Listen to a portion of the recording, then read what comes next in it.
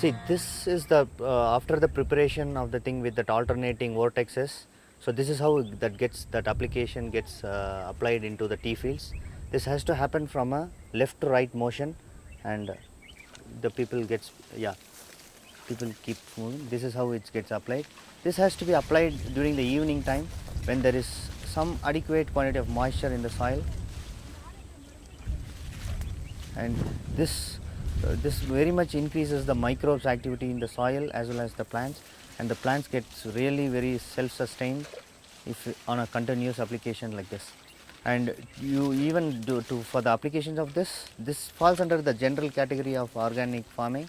So any kind of organic farming adopts this particular mixture. And biodynamic, anyway, we have BD 500, which is because since we are following the biodynamic calendar, we have used BD 500 along with the CPP. So this is an excellent input for increasing the microbial activity in the soil. Also cosmic energy. Yeah. Absorb the So cosmic when we have done through the vortex, it has absorbed a lot of cosmic energy also. So biodynamic, we strongly believe that cosmic energy plays a major role in making this particular mixture a very potent thing for the plants as well as enriching the soil's fertility. So this is what has been happening in our farms, and for all these 6 years we've been using only these kind of preparations and no external input in the form of conventional manures or NPK. None of these fortification has been happening to our fields, and it's been naturally gaining its strength year after year.